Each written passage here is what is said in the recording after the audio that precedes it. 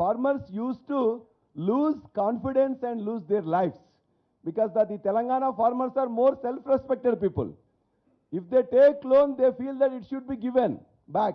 Otherwise, they don't actually feel to stay on the earth. So because of this more self-respect, actually we have given all the inputs required, and the outcomes of these things are the first thing.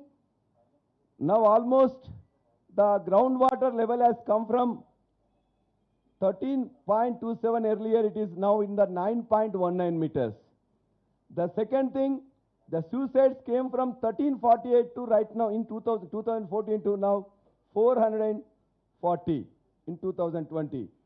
Third thing, the crop sown area in 2014 was around 203 lakh acres. Now right now it is now earlier it was only 141 lakhs. The final thing, paddy procurement also, even against the all odds, we have given in 2014 only 24 lakh metric tons. But in the last year, we have given 141 lakh metric tons. So this has become actually rice bowl of India. So last sentence, actually, in the paddy also, many people are saying many things. Punjab could give 2 crore metric tons to the FCI. But they actually sow only in the one season. But whereas we have got in the 2020-21, 3 crore metric tons, 141 lakh metric tons given to FCI, 1 crore metric tons used for our self-consumption, we only eat rice, and the remaining 50 lakh metric tons is used for either for seeds or for the traders, private traders. So we are the highest paddy sown, actually produced in India, that is the Telangana. So finally, in the recent thing, Niti Aayog member Ramesh Chandra said, in the 2011 to 2020, out of 29 states, 11 states have less than 3% increase, and around 10 states have more than 3%. Remaining states are zero. The Telangana has 6.59% after Sikkim 6.87. It is very small state. So in all bigger states, we are the number one. So even during the COVID period also, the national agricultural growth rate is 3%, whereas Telangana growth rate is 21%. So I conclude by saying that by giving water from the rivers and also elsewhere, by giving investment support scheme, by giving Raitu Bima, 75,000 farmers are given 5 lakh rupees on their death, whether it is the accident death, natural death, whatever it may be. Nowhere in India only we have that scheme. Because of all these inputs, the farmers of Telangana have transformed from not having a confidence to a confident farmer. This is the transformation happened thanks to irrigation policy of the Telangana and the work done by our ministers and our chief ministers. Thank you all for giving this opportunity to present before the facts of the agriculture and irrigation, which translated or which transformed our proud Telangana farmers into a very good farmers. Thank you very much. Thank you very much, Rajeshwaranna. Yeah, now it's the time to invite our chief guest. Before that, I am inviting Indira Khurana ji. Anywhere she is there? Indira Khurana ji. She is the chairperson of Himalayan River Basin Council. Okay. So, our honorable chief guest Harish Rao Garu, he restricted me before taking mic that you can speak only one sentence about me. How can I say? If you ask me to write, I can write 18 parvas about Harish Rao Garu. 18 parvas like Mahabharata. That was the experience, because since 20 years, more than 22 years, at that time he was simple, ordinary boy. I am 15 years elder than him. He was boy at that time. I saw his growth. Personally, day to day I monitor his growth. He is the role model for sincere Indian political leaders. Not only that, he is the perfect human being and role model for every man. With these two sentences, now I am inviting Harish Rao Garu and requesting him to speak from bottom of the heart. I will translate it. Thank you. Thank you Prakash అన్న.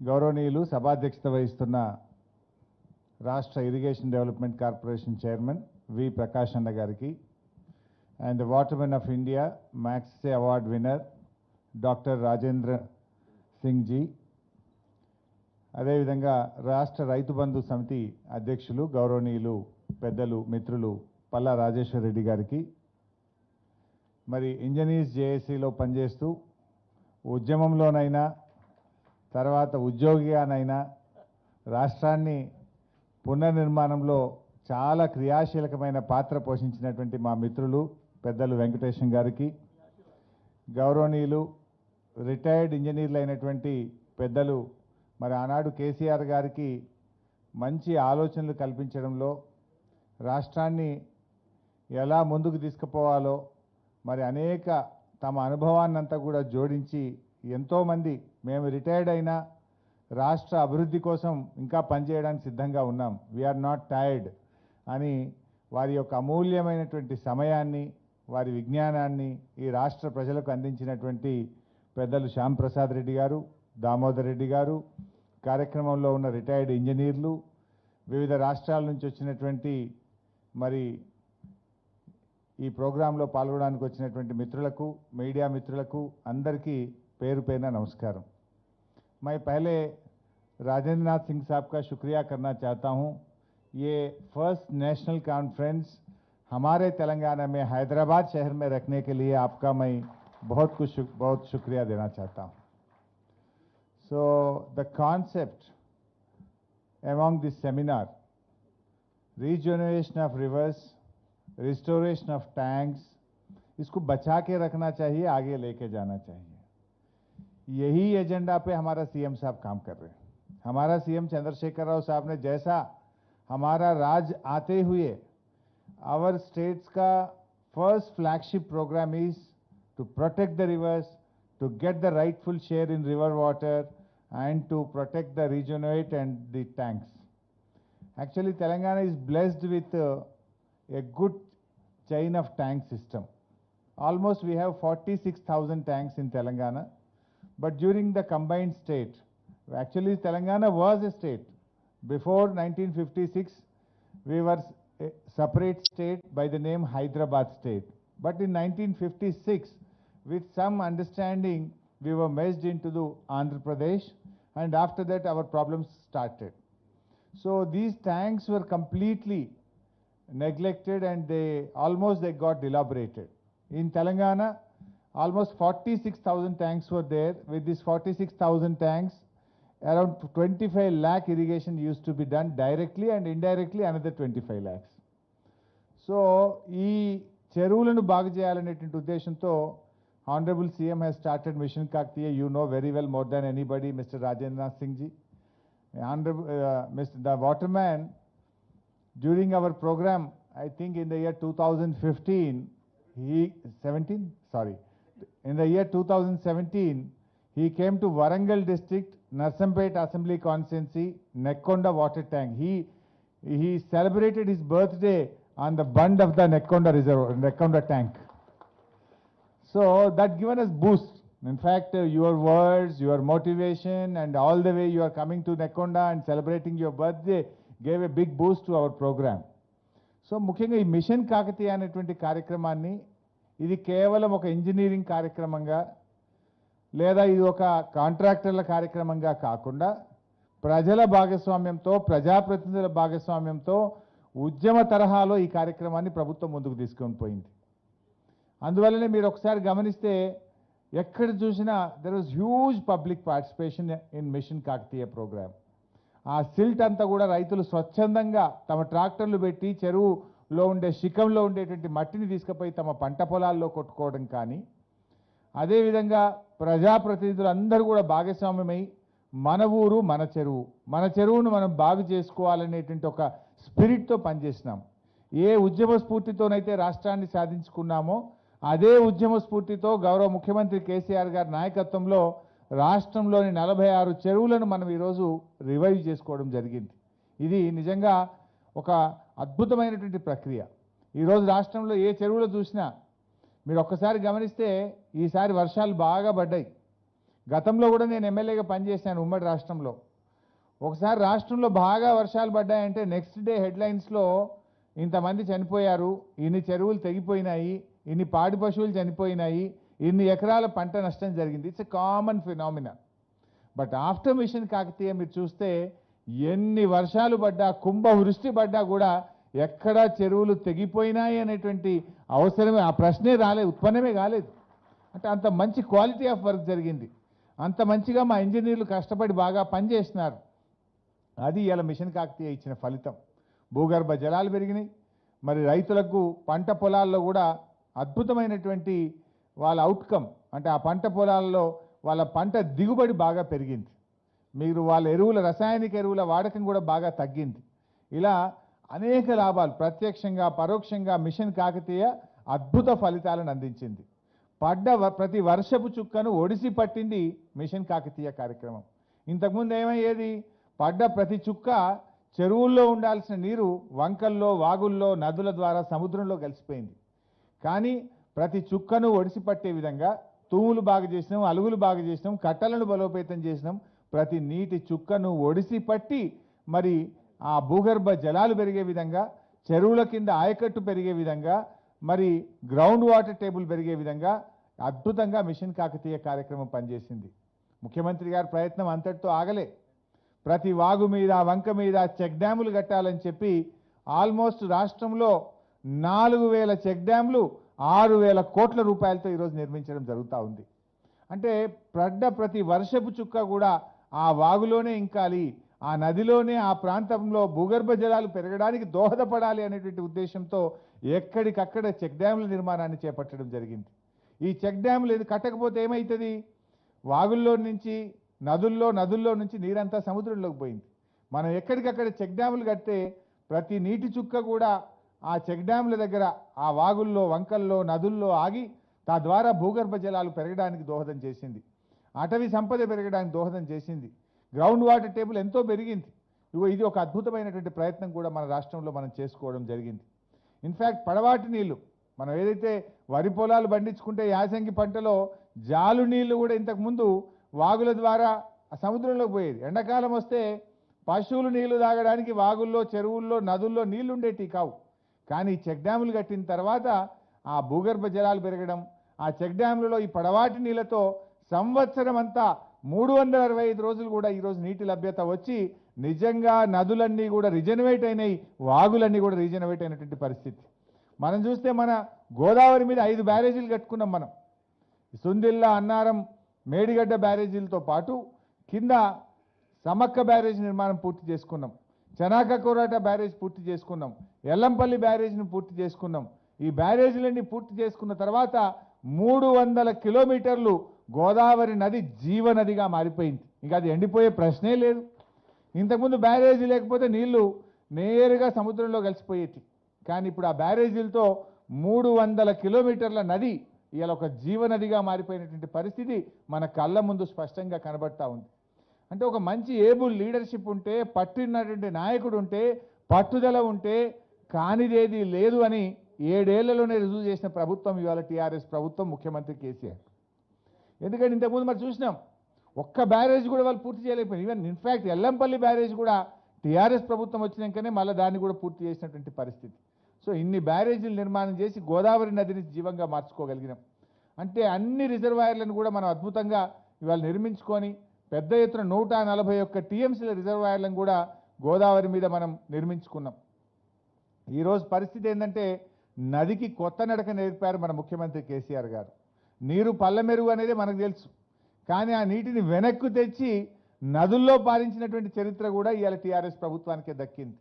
మీరు చూస్తే గతంలో పోయిన ఎండాకాలంలో మల్లన్న సాగర్ నుంచి నీళ్లు తీసుకుపోయి హల్దీలోకి ఇచ్చినాం మనం, కూడవెల్లి వాగులోకి ఇచ్చినాం మనం, పెద్దవాగులోకి ఇచ్చినాం మనం.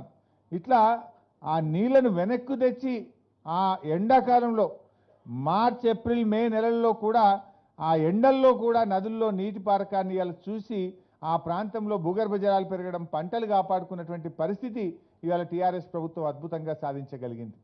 సో ముఖ్యంగా ఈరోజు ప్రతి ఒక్కరం కూడా ఆలోచించాల్సిన అవసరం అయితే ఉంది. ఎంతసేపు చెరువులు ఎట్లా కబ్జా పెట్టుడు, లేకపోతే వాగులు ఎట్లా కబ్జా పెట్టుడు, నదుల పక్కన కబ్జా పెట్టుడు తప్ప ప్రతిదానికి ఒక టెరిటరీ ఉంది. కానీ వాగులకు, నదులకు, చెరువులకు మనం దాన్ని ఒక ప్రత్యేకంగా దాన్ని గుర్తించి దాన్ని కాపాడేటువంటి ప్రయత్నం కూడా చేయాల్సిన అవసరం ఉంది. భవిష్యత్తులో మనకి ఏదైనా దొరుకుతుండొచ్చు, టెక్నాలజీ పెరుగుతుంది, మనకు 4Gలు 5Gలు రకరకాల సిస్టమ్స్ వస్తూ ఉన్నాయి. బట్ ఈ నదులను కాపాడుకోకపోతే, ఈ యొక్క నీటిపారుదల వ్యవస్థను కాపాడుకోకపోతే రేపటి తరాలు బాగా ఇబ్బంది పడేటువంటి అవకాశం ఉంది. ఇప్పుడే మనం మేల్కోవాల్సిన అవసరం ఉంది. వాటర్మెన్ ఆఫ్ ఇండియా పేరు పొంది వారి జీవితం అంతా కూడా నదుల కోసం, నీళ్ల కోసమే త్యాగం చేసినటువంటి ఒక గొప్ప వ్యక్తి రాజేందర్ సింగ్ గారు. రాజేందర్ సింగ్ గారు ఆయన కోసం ఆయన ఏం అడగట్లే, ఆయన జీవితమే త్యాగం చేసిండు. రేపటి భవిష్యత్ అవసరాల కోసం, ఈ దేశ అవసరాల కోసం, ఈ ప్రజల అవసరాల కోసం వారు తన జీవితం అంతా కూడా ప్రయత్నం చేస్తూ ఉన్నారు. ఆల్మోస్ట్ వారి కాన్సెప్ట్నే మన రాష్ట్ర ముఖ్యమంత్రి కేసీఆర్ గారు తెలంగాణలో అమలు చేసినారు. తెలంగాణలో అద్భుతమైనటువంటి ఫలితాలు వస్తూ ఉన్నాయి. इनफैक्ट राजेंद्र सिंह साहब से मैं ये भी बताना चाहता हूँ, पिछले 7 साल का हमारा जो खुशी है उसका रिजल्ट्स भी आ रहे। अभी आप बोल रहे थे, आप पिछले बार वाटर मिनिस्टर है, अभी लक्ष्मी के मिनिस्टर हो गए। वो बाबू ये भी बोलना, जब आप पहले बार आए तो मैं पानी के बारे में बात करा, अभी तो लक्ष्मी के बारे में भी बात करना। जो पानी के मिनिस्टर होके जो काम करे उसका रिजल्ट आज लक्ष्मी के रूप में मिल रहा है हमारे को, लक्ष्मी के रूप में हमें और मिल रहा है। जो हम पानी के ऊपर बहुत सारे इन्वेस्ट करके रिजर्वायर बनाए, कालेश्वरम प्रोजेक्ट बनाए, पेंडिंग प्रोजेक्ट कंप्लीट करे, तालाबों को अच्छा करे, बहुत सारे चेक डैम बनाए, रिवर्स को रिजनरेट करे, ये अच्छे काम करने से हमारा लक्ष्मी बढ़ गए। हमारा per capita income in the year 2014-15 में जब नया राज बने थे, the per capita income of the state is 1,24,104 rupees, 1,24,104 एक आदमी का पर कैपिटा इनकम, ఒక వ్యక్తి యొక్క తలసరి ఆదాయం। बट आज के दिन कल ही आया हमारा ये साल का भी पर कैपिटा इनकम, ये reserve bank of India, government of India ने डिक्लेयर करते, ये हम नहीं बोलते हैं। कल ही हमारा ये साल का रनिंग लास्ट ईयर का भी मिला था। 2021-22 का पर कैपिटा इनकम है हमारा 2,78,933। It's more than double. So the investment on water, the investment on agriculture is really contributed। ये भी बताना मैं आपको, जब स्टेट फार्म हुआ था हमारा प्राइमरी सेक्टर का income means this agriculture and sheep, goat and milk animals, ये पूरा मिलकर we call it as a primary sector income. Primary sector income in the year 2014-15 it was 90,828 crores, but this year in the year 2021-22 it has gone up to 2,16,285 crores, 2,16,285 crores. From 98,000 it has gone to 2,16,000. This is the primary income of the state. That means from agriculture and its allied sectors we are getting 2,16,000. This is the agriculture sector income. And I have told you per capita income. I'll also tell you the state GSDP, the GDP of the state. In the year 2014-15, हमारा state का GDP था 5,05,000 crores। आज हमारा state का GDP income है 11,54,000 crores। तो हमारा CM साहब का विजनरी है, उन्होंने अच्छी तरीके से लॉ एंड ऑर्डर मेंटेन करें, एग्रीकल्चर सेक्टर को स्ट्रेंथन करें, इरिगेशन सेक्टर को बहुत इंपॉर्टेंस देके बहुत सारे पैसे इरिगेशन सेक्टर पे हम खर्च कर रहे हैं। इतने अच्छे काम करने से हमारा जीडीपी बढ़ गए, पर कैपिटा इनकम बढ़ा, किसानों का प्राइमरी सेक्टर का इनकम बढ़ा। This is the investment we have done. So ये गवर्नमेंट का एक डायरेक्शन, एक विजनरी लीडर है तो ऐसी अच्छी रिजल्ट आएगा। ये जो जीएसडीपी का बात मैं बोला ना सर, हर साल एक एक स्टेट को हम ओवरटेक करते हुए पिछले 7 साल में 7 स्टेट्स को ओवरटेक कर चुके हैं। 7 साल में 7 स्टेट, हर साल में एक स्टेट को ओवरटेक करते आ रहे हैं। ऐसा बढ़ते बढ़ते आज हम 11,50,000 का हमारा जीडीपी हो गया। पर कैपिटा इनकम में भी almost except some few small states we are number 1 in the country, number 1 in South India undoubtedly, and except Goa, ऐसे छोटे छोटे जो 3 राज्यों को छोड़ दिए तो पर कैपिटा इनकम में भी हम नंबर 1 है। Uttar Pradesh is the last and Telangana is the first. So ऐसे भी अच्छे काम करें, लेकिन ये भी बोलना सर, आप भी एक प्रोजेक्ट करना है तो हमारा इंडिया में अपने देश में ऐसा होते हैं, हमारा सिस्टम ऐसा बना है, वो आप वो लैंड एक्विजिशन का कोई एक्ट ला लिया और कोई फॉरेस्ट में कोई एक्ट ला लिया और कोई वाइल्ड लाइफ का कुछ एक बोल दिए थे, अल्टीमेटली पानी तालाब नदियों से वो समुद्र में जा रहा है।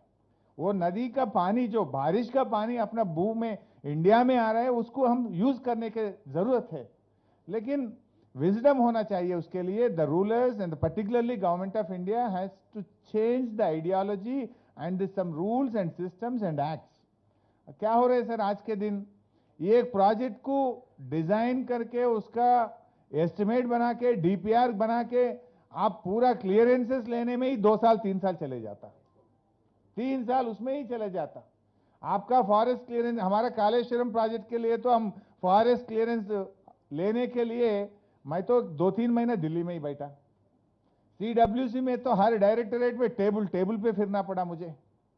हमारा कुछ 14-15 डायरेक्टरेट से परमिशन लेना पड़ता, ग्राउंड वाटर का, एग्रीकल्चर का, डिजाइन्स का, इंटर स्टेट वाटर का, वाटर एलोकेशन का, ऐसा 15-16 डिपार्टमेंट है सीडब्ल्यूसी में। एक एक डिपार्टमेंट को एक डायरेक्टर रहता, उसके नीचे एक सीई रहता, उसके नीचे 2 एससी रहता। कोई एससी एक रिमार्क डाल के चलो बैक भेज दिया था, we want comments on this, we want clarity on this, कोई क्वेरी डाल दिया तो फिर वो हैदराबाद आना, फिर यहां से लिख के भेजना, बोले तो 3 साल उसमें ही चले जाता। एक एक टेबल पे फिर के 15-16 क्लियरेंसेस लाके, फॉरेस्ट क्लियरेंस लाके, एनवायरमेंट क्लियरेंस लाने के लिए हमारा इंजीनियर, मेरा इंजीनियर इन चीफ या फील्ड में काम करना या दिल्ली में काम करना मुझे मालूम नहीं हो रहा था। या ईएनसी बैठता था दिल्ली में, नहीं तो मैं बैठता था। हमारा एक जोशी साहब थे principal special chief secretary for irrigation, वो भी महीने में एक हफ्ता उधर, एक शिफ्ट सिस्टम था हमारा। ईएनसी एक हफ्ता बैठता, बाद में जोशी साहब हमारा स्पेशल चीफ सेक्रेटरी जाके एक हफ्ता बैठता, बाद में मैं जाके एक हफ्ता बैठता। रोटेशन सिस्टम में काम करे तो 1.5 साल में, 1-1.5 साल में हम कालेश्वरम के क्लियरेंस ला चुके हैं।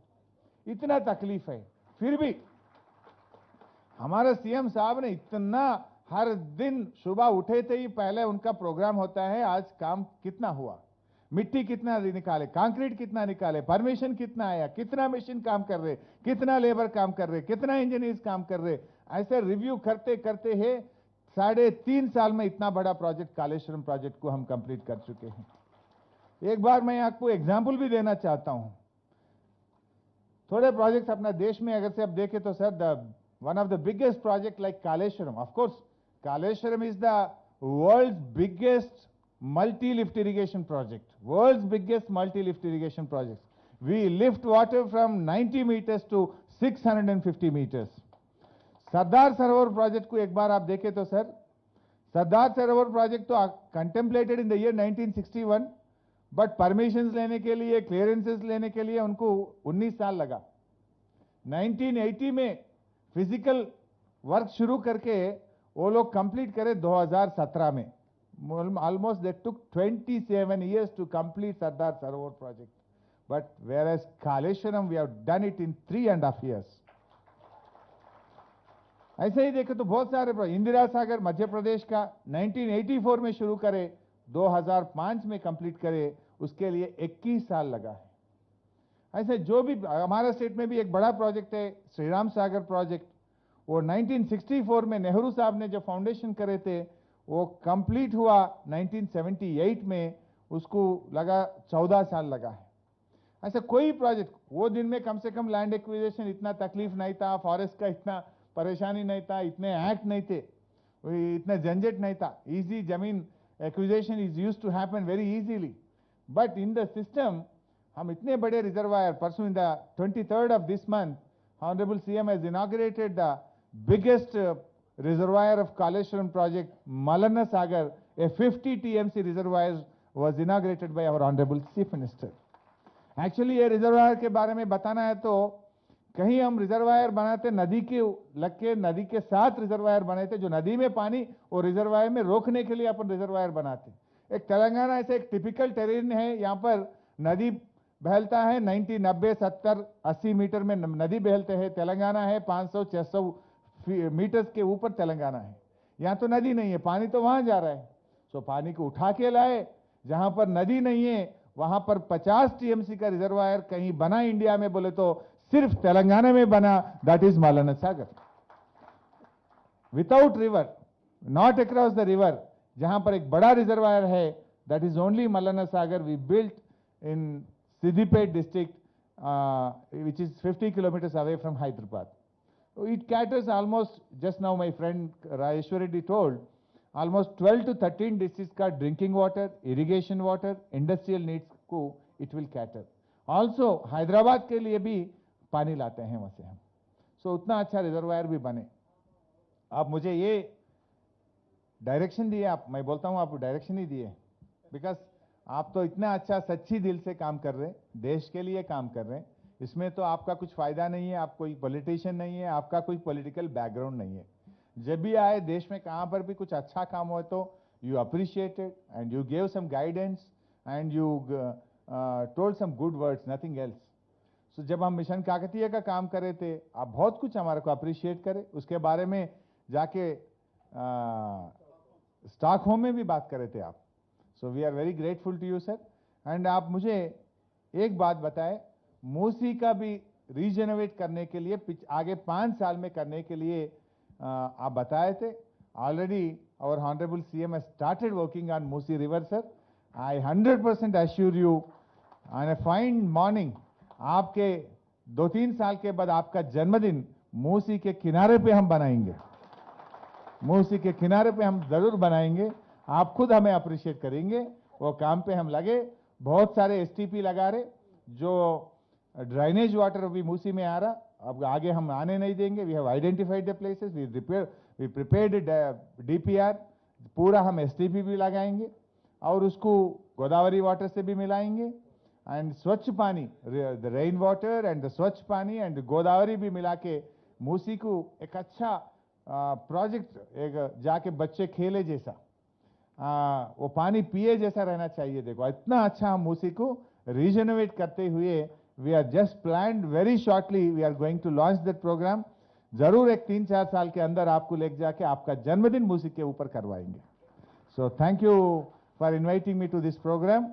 సో ఇంత మంచి కార్యక్రమంలో నన్ను భాగస్వామ్యం చేసినందుకు మా ప్రకాష్ అన్న గారికి హృదయపూర్వకంగా ధన్యవాదాలు. Thank you very much. Only few things I need to translate because most of the speech is in Hindi and English. So let me take this chance. So regarding the people's participation in Mission Kakatiya, even I know at the time I was the chairman of Water Resources Development Corporation. He was our minister, previous minister in Irrigation Department. And at that time, Bhaiji several times told me and he advised to the government to involve the